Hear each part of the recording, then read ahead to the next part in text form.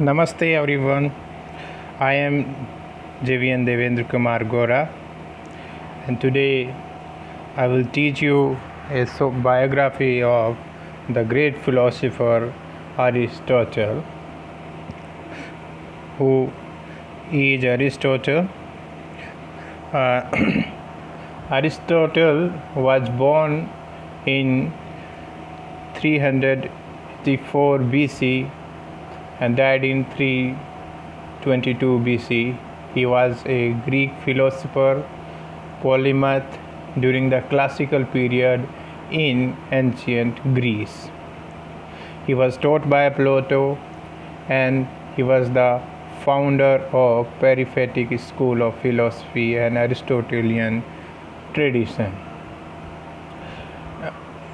His writings cover number of subjects, and there are numerous subjects in which he has contributed, like theater, music, economics, politics, linguistics, metaphysics, zoology, biology, and so on, so far. So Aristotle provided a complex synthesis of previous philosophy existing prior to him, and it was all from his teachings that the West inherited its intellectual lexicon as well as the problem method of inquiry. As we have discussed, he was a Greek philosopher, and it was Socrates who was the first and Plato's teacher, and Plato taught Aristotle. So before Aristotle, there were two legendary philosophers like Socrates and Plato. This is the order we have.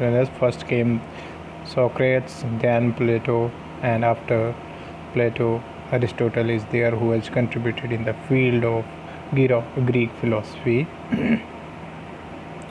If we discuss in terms of the writings, what Aristotle believe that Plato believes that the Greek work of literature occurs when a writer is hit with divine inspiration, and in this way Aristotle was agree that the inspiration is important, but it insisted that great art is planned and it shall be crafted.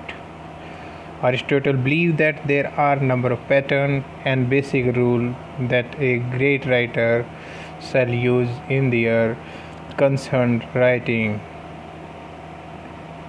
Aristotle, while contributing in literature, he discussed in his prominent work Poetics, like Hamartia and Catharsis are two terms.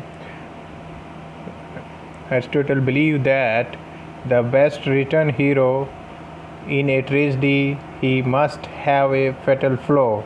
The tragedy shall begin with the happiness and it ends with a tragic end, or basically make an error so bad that it leads to his downfall.